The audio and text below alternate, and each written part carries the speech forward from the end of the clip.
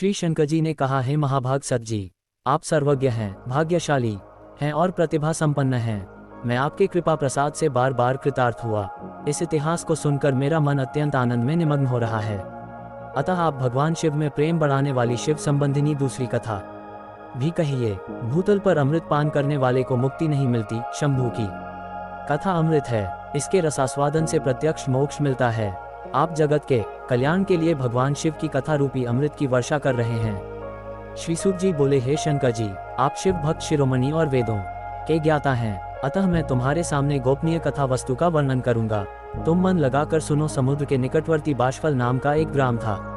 वहां वैदिक धर्म से विमुख द्विज निवास करते थे। वे सब के सब बड़े दुष्ट थे। वे देवों पर विश्वास नहीं करते थे, न भाग्य पर विश्वास करते थे। वे किसानी करते थे और विविध प्रकार के घातक अस्त्र शस्त्र रखते थे। जिस ग्राम के ब्राह्मण ऐसे हों, वहां के अन्य वर्णों के विषय में क्या कहा जाए। अन्य वर्गों के मनुष्य भी उन्हीं की भांति बुरे विचार वाले और अपने अपने धर्म से विमुख थे। उस गांव की स्त्रियां भी दुराचारिणी, व्यभिचारिणी और स्वेच्छा विहारिणी थीं। वे सद्व्यवहार तथा सदाचार से सर्वथा शून्य थीं।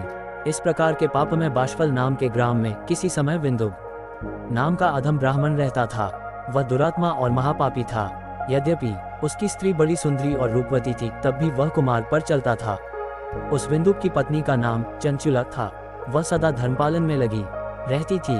ऐसी धर्मपरायण स्त्री को छोड़कर वह दुष्ट ब्राह्मण वेश्यागामी हो गया। इस प्रकार कुकर्म करते हुए उस विंदुक का बहुत समय व्यतीत हो गया। उसकी स्त्री चंचुला काम से पीड़ित होने पर भी, स्वधर्म के नाश के भय से क्लेश सहती हुई भी, दीर्घकाल तक अपने धर्म से विचलित नहीं हुई।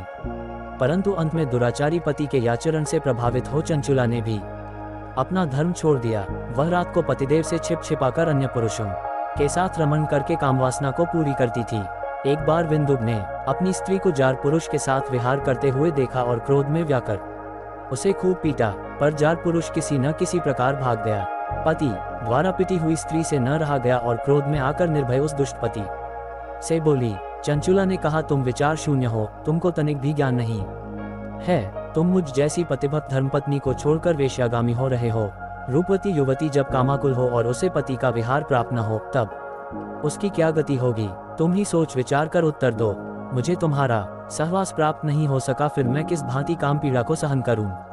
सूत जी ने शौनक व्याधि मुनियों से कहा, जब चंचुला ने अपने नीच पति से इस प्रकार के दुर्वचन कहे, तब उस दुष्ट पति ने अपनी स्त्री से कहा, प्रिय, तुमने सत्य कहा है कि तुम्हारा मन भी काम के शर से व्यथित है। अब मैं तुम में हित की बात कहता हूँ। तुम निडर होकर जारों के साथ यथेच विहार करो, पर उनसे धनराशि भी तो हरण करो, जिससे दोनों का कार्य चलता रहे। मैं भी वेश्यागामी हो गया हूँ। पति की बात सुनकर चंचुला स्त्री प्रसन्न हुई। उसने पति के वचन का अनुसरण किया। अब क्या होता, दोनों ही स्त्री पुरुष कुकर्म में फंसकर समय व्यतीत करने लगे। कालक्रम से वह नीच वेश्यागामी विंदुक मर गया और पापों के कारण नरकवासी हुआ। बहुत दिनों तक नरक के दुख भोग कर वह पापी विंध्याचल पर भयंकर पिशाच हुआ। इधर पति के मर जाने पर वह नीच स्त्री चंचुला बहुत समय तक पुत्रों के साथ घर रही। इस समय उसकी कामासक्ति बिल्कुल शांत हो गई थी। एक दिन दैवयोग से किसी पुनीत पर्व के आने पर वह स्त्री भाई बंधुत्व के साथ गोकर्ण क्षेत्र में गई। तीर्थयात्रियों के संग से उस स्त्री ने भी किसी तीर्थ के जल में स्नान किया। फिर वह बंधुजनों के साथ इधर उधर भ्रमण करती हुई किसी देव मंदिर में गई और वहां उसने एक दैवज्ञ ब्राह्मण के मुख से भगवान शंकर की परम पवित्र एवं कल्याणकारिणी उत्तम कथा सुनी। कथा में सुना कि जो स्त्री जार पुरुषों के साथ रमण करती हुई मरती है, वह नरक में जाती है। यमदूत लोहे के परिग तपाकर उसकी योनि में डालते हैं। इस भांति वैराग्य बढ़ाने वाली कथा सुनकर वह चंचुला भय से कांप उठी।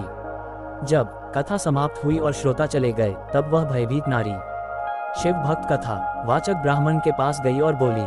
चंचुला ने कहा, ब्राह्मण, मैं अपना धर्म नहीं जानती थी। मेरा जीवन कतर दुराचार और व्यभिचार में बीता। हे स्वामिन, मेरे ऊपर कृपा करके मेरा उद्धार कीजिए। मैं कुकर्म में फंसी धर्म से विमुख रही। हाय, मुझ दुराचारिणी की कौन रक्षा करेगा। मरने पर जब वे बलपूर्वक मेरे गले में फंदा डालकर मुझे बांधेंगे, तब मैं कैसे धैर्य धारण करूंगी। नरक में जब मेरे शरीर के टुकड़े टुकड़े किए जाएंगे, उस समय तीव्र वेदना वाली नारकीय यातना को कैसे सहूंगी। अरे विधाता, तुमने मुझे ऐसे भयंकर पाप में क्यों डाल दिया। दैवज्ञ महाराज, यदि 100 अश्वमेध यज्ञ भी किए जाएं और 100 वर्ष तक गंगा में स्नान भी किया जाए, तब भी मेरे द्वारा किए हुए पापों की शुद्धि नहीं होगी। अब मैं क्या करूं, कहाँ जाऊं। किसकी शरण लूं? नरक जैसे भयंकर समुद्र में गिरती हुई मुझे कौन निकालेगा? हे ब्राह्मण, इस समय आप ही मेरे माता पिता गुरु और सर्वस्व हो। मैं दीन अनाथ हूँ, आपकी शरण में हूँ। मुझ दीन यवला का उद्धार आप ही कीजिए। आपके ही सदुपदेश से मेरा उद्धार होगा। सूत जी बोले, हे शौनक। इस प्रकार वह चंचुला दुखी होकर ब्राह्मण के चरणों में गिर पड़ी। तब दैवज्ञ ब्राह्मण ने उसे उठाया और इस प्रकार उसे समझाया। ब्राह्मण बोला, हे नारी, सौभाग्य की बात है कि भगवान शंकर की कृपा शिव पुराण की इस वैराग्य युक्त कथा को सुनकर तुम्हें समय पर चेत हो गया है। हे ब्राह्मण पत्नी, तुम डरो मत, भगवान शिव की शरण में जाओ। शिव की कृपा से सब प्रकार के पाप नष्ट हो जाते हैं। मैं शिव कीर्ति से युक्त उस परम वस्तु का वर्णन करूंगा जिससे तुमको सदा सुख देने वाली उत्तम गति प्राप्त होगी। शिव की उत्तम कथा के सुनने से ही तुम्हारी बुद्धि पश्चाताप से युक्त और शुद्ध हो गई है। साथ ही तुम्हारे मन में विषयों के प्रति वैराग्य उत्पन्न हो गया है। पश्चाताप ही पाप करने वाले पापियों के लिए सबसे बड़ा प्रायश्चित है। महात्माओं ने सबके लिए पश्चाताप को ही समस्त पापों का निवारक एवं शोधक बतलाया है। ये भी कहा है, यदि पश्चाताप करने से पापों की शुद्धि नहीं होती तो उनके लिए सज्जन पुरुष जैसा उपदेश करें वैसा प्रायश्चित करें, तब कहीं पापों की शुद्धि होती है। जो पुरुष विधि पूर्वक प्रायश्चित करके निर्भय हो जाता है पर पश्चाताप नहीं करता, उसे प्रायः उत्तम गति नहीं मिलती। किंतु जिसे अपने कुकर्म पर हार्दिक पश्चाताप होता है, वह निस्संदेह उत्तम गति का अधिकारी होता है। इस शिव पुराण की कथा सुनने से जैसी चित्त की शुद्धि होती है, वैसी अन्य उपायों से नहीं होती। मन के शुद्ध होने पर मनुष्यों के चित्त में पार्वती जी के साथ भगवान शंकर विराजमान हो जाते हैं। इससे वह विशुद्धात्मा शिव के परम पद को पाता है। उत्तम कथा का सुनना सबके लिए हितकर है। सभी वर्ण के मनुष्य इस पुनीत कथा को ध्यान से सुने।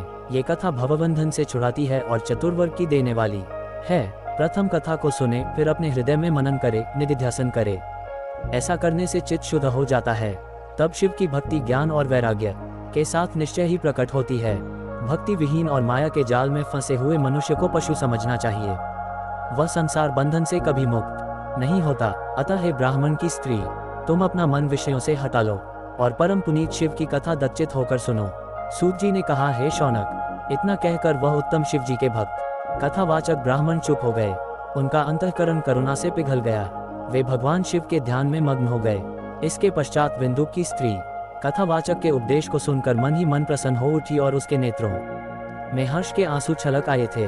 वह चंचुला आनंदित हृदय से ब्राह्मण के चरणों में गिर पड़ी और हाथ जोड़कर गदगद वाणी से बोली। चंचुला ने कहा, हे ब्राह्मण, आप धन्य हैं, परमार्थदर्शी हैं और सदा परोपकार करने में लगे रहते हैं। अतएव आप साधु समाज में प्रशंसा के योग्य हैं। ब्राह्मण, साधो, मैं नरक समुद्र में गिर रही हूँ, आप मेरा उद्धार कीजिए। पौराणिक अर्थ तत्वों से परिपूर्ण जिस सुंदर शिव पुराण की कथा को सुन कर मेरे मन में संपूर्ण विषयों से वैराग्य उत्पन्न हो गया, उसी शिव पुराण को सुनने के लिए इस समय मेरे मन में बड़ी प्रबल श्रद्धा हो रही है। सूत जी ने कहा, शिव पुराण के सुनने की इच्छा से वह चंचुला ब्राह्मण की सेवा में तत्पर हो वहां रहने लगी। वह ब्राह्मण भी उसी स्थान पर उस स्त्री चंचुला को शिव पुराण की उत्तम कथा सुनाने लगे। गोकर्ण जैसे पवित्र क्षेत्र में ब्राह्मणी ने उस ब्राह्मण से भक्ति, ज्ञान, वैराग्य और मोक्ष की देने वाली कथा सुनी और वह ब्राह्मण पत्नी अत्यंत कृतार्थ हो गई। उसका चित्त शीघ्र शुद्ध हो गया। शंकर की कृपा से उसने शिव के सगुण रूप का दर्शन किया। फिर उसने हृदय में शिव के सच्चिदानंद स्वरूप का बार बार चिंतन किया। वह प्रतिदिन तीर्थ में स्नान करती, जटा बलकर धारण करती, शरीर में भस्म रमाती और रुद्राक्ष माला गले में धारण करती थी। गुरुदेव के बताए हुए मार्ग पर चलकर उसने भगवान उमापति को संतुष्ट कर लिया। समय आने पर उसने अपना पार्थिव शरीर बिना कष्ट के त्याग दिया। इसी समय भगवान शिव ने उसके लिए उत्तम विमान पार्षदों के साथ साथ भेजा। शिवगण चंचुला को विमान पर बिठाकर शिवपुरी ले गए। वहां उसने दिव्य देह धारण करके त्रिलोचन भगवान शंकर के दर्शन किए। वहां ब्रह्मा, विष्णु और इंद्र यदि सभी देवगण शिव की सेवा कर रहे थे। शिव के वाम भाग में बिजली के समान ज्योतित पार्वती जी शोभायमान थीं। इस प्रकार शंकर के दर्शन करके चंचुला ने प्रसन्न होकर उनको बार बार प्रणाम किया। वह अति विनम्र भाव से खड़ी रही। तब शिव और पार्वती जी ने उस पर कृपा दृष्टि करके उसे अपने समीप बिठा लिया। श्री पार्वती जी ने तो दिव्य रूप धारिणी विंदु प्रिया चंचुला को प्रेम पूर्वक अपनी सखी बना लिया। वह उस परमानंदमय ज्योति स्वरूप सनातन धाम में अविचल निवास पाकर दिव्य सौख्य से संपन्न हो अक्षय सुख का अनुभव करने लगी। शौनक ने कहा, सूत जी, आप शिव के परम भक्त हैं। आपने अद्भुत कथा सुनाकर हम सबका बड़ा उपकार किया है। हम आपके बड़े आभारी हैं। अब आप कृपा करके ये बताइए कि चंचुला ने सद्गति पाकर क्या किया और विशेषकर उसके पति की क्या दशा हुई। श्रीद जी ने कहा, हे शौनक, एक दिन परमानंद में निमग्न हुई चंचुला ने उमा देवी के समीप जाकर प्रणाम किया और दोनों हाथ जोड़कर वह उनकी स्तुति करने लगी।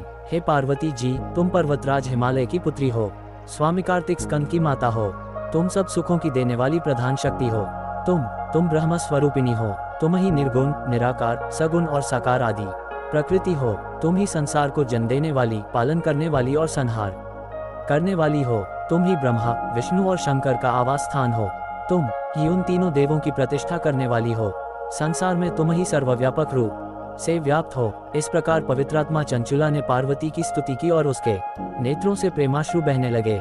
वह नतमस्तक हो चुपचाप खड़ी हो गई। उसी समय भक्तों पर प्रेम करने वाली पार्वती ने चंचुला से इस प्रकार कहा, हे सखी चंचुले, मैं तुम्हारी वंदना से बड़ी प्रसन्न हूँ। बोलो, तुम क्या वर मांगती हो? तुम्हारे लिए कोई भी वस्तु यदेय नहीं है। पार्वती जी की वर देने वाली बात सुनकर विंदुक की स्त्री ने विनम्र भाव से कहा, हे माता, मैं अपने पति की गति नहीं जानती, वह इस समय कहाँ है। मैं अपने पतिदेव से जिस प्रकार संयुक्त हो सकूं वैसा ही उपाय कीजिए। उनकी मृत्यु मुझसे पूर्व हो चुकी थी, न जाने वह किस दशा का अनुभव कर रहे होंगे। अपनी सखी चंचुला की बात सुनकर पार्वती ने प्रसन्न होकर कहा, तेरा पति विंदुक नामधारी महापापी वेश्यागामी था, वह बड़ा ही दूषित अंतःकरण का था। वह मरकर नरक में गया है, वहां अनेक वर्षों तक अनेक प्रकार के दुख भोग कर वह अवशेष पाप को भोगने के लिए विंध्य पर्वत पर पिशाच योनि में पड़ा हुआ है। उस योनि में भी वह अधिक क्लेश पा रहा है। सूत जी ने कहा, शनिक, पार्वती जी के इस प्रकार वचन सुनकर चंचुला अपने पति के दुख से बड़ी दुखी हुई। फिर निज मन को स्थिर करके बिंदु की स्त्री ने दुखित मन से पार्वती जी को प्रणाम किया और विनम्र भाव से कहा, हे महेश्वरी, मुक्त पर कृपा कीजिए और कुकर्म करने वाले मेरे उस दुष्ट पति का अब उद्धार कीजिए। दूषित बुद्धि वाले मेरे पति की सद्गति किस उपाय से होगी, ये शीघ्र बताने की कृपा करें। मैं आपको बार बार प्रणाम करती हूँ। पार्वती ने कहा, हे चंचुले, तेरा पति यदि शिव पुराण की कथा सुन ले तो वह दुर्गति से निकलकर उत्तम गति प्राप्त कर सकता है। अमृत के समान मधुर वचनों को सुनकर विंदुक की स्त्री ने हाथ जोड़ मस्तक झुका कर गौरी देवी को बार बार प्रणाम किया और विनम्र शब्दों में कहा, मेरे पति के पापों की शुद्धि के लिए तथा उत्तम गति पाने के लिए मेरे पति को शिव पुराण सुनाने की व्यवस्था होनी चाहिए। उस चंचुला की प्रार्थना करने पर पार्वती को दया आए और उन्होंने शिव कीर्ति के गायक गंधर्वराज तुम्बरु को बुलाया और कहा, तुम्बरु, तुम्हारी भगवान शिव में प्रीति है, तुम मेरे मन की बातों को जानकर मेरे इच्छित कार्यों को सिद्ध करने वाले हो। अतः मैं तुम से एक बात कहती हूँ, तुम्हारा कल्याण हो। तुम मेरी इस सखी के साथ शीघ्र ही विंध्य पर्वत पर जाओ। वहाँ एक भयंकर पिशाच रहता है। पूर्व जन्म में वह पिशाच विंदुक नाम का ब्राह्मण था। मेरी इस सखी का पति था, परंतु वह दुष्ट वेश्यागामी हो गया। उसने अपनी स्त्री को भी छोड़ दिया। अंत में वह मर गया। वह पापी घोर नरक में डाला गया। इस समय बेट विंध्य पर्वत पर पिशाच बना हुआ अपने पाप कर्मों का फल भोग रहा है। तुम वहां जाओ, तुम उसके धागे परम पुनीत शिव पुराण की कथा कहो। कथा के सुनते ही वह शुद्ध हो जाएगा और पिशाच योनि से शीघ्र छुटकारा पा जाएगा। तुम्बरु, जब वह दुर्गति से मुक्त हो जाए तब तुम मेरी चाज्ञा में उस विंदुक को विमान पर बिठाकर शिव जी के समीप ले खाना। सूत जी ने कहा, हे शौनक, पार्वती के इस प्रकार के आदेश को पाक गंधर्वराज तुम्बरु बड़े ही प्रसन्न हुए। उन्होंने अपने भाग्य की सराहना की। तब तुम्बरु चंचुला के साथ विमान पर चढ़कर विंध्याचल पहुंचे।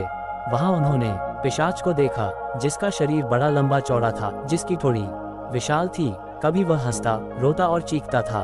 तब गंधर्वराज ने पाशों से उस भयंकर पिशाच को बांधकर बिठा दिया। जब तुम्बरु ने शिव पुराण की कथा बांचने के लिए समारोह के साथ मंडप स्थान आदि की रचना की, इसी समय सर्वत्र यह समाचार फैल गया कि पार्वती की आज्ञा में एक पिशाच का उद्धार करने के उद्देश्य से शिव पुराण की कथा सुनाने के लिए तुम्बरु विंध्याचल पर गए हैं। अब तो बहुत से महात्मा सज्जन शिव पुराण की कथा सुनने की इच्छा से शीघ्र वहां पहुंच गए।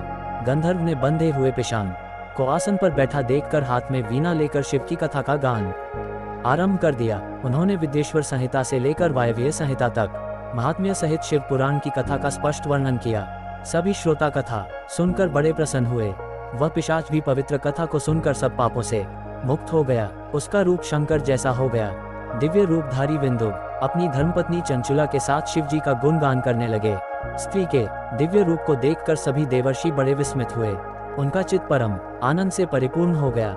वे भी शंकर की गुण गाथा गाते हुए अपने अपने धाम को चले गए। वह विंदुक शंकर के गुणगान करते हुए चंचुला और तुम्बरु के साथ शिव धाम में जा पहुंचे। वहां उमापति और उमा ने प्रसन्नता के साथ बड़ा सत्कार किया और उसे अपना पार्षद बना लिया। उसकी पत्नी चंचुला पार्वती जी की सखी हो गई। उस ज्योति स्वरूप सुख संपन्न सनातन लोक में दोनों दंपति परम सुखी हो गए। ये शिव का इतिहास पापों का नाश करने वाला और सुखों का देने वाला है, भक्ति का बढ़ाने वाला और शिव को प्रसन्न करने वाला है। जो मनुष्य इस शिव पुराण की कथा सुनते हैं और कीर्तन करते हैं, वे इस लोक में भोगों का आनंद लेते हुए मोक्ष को प्राप्त कर लेते हैं।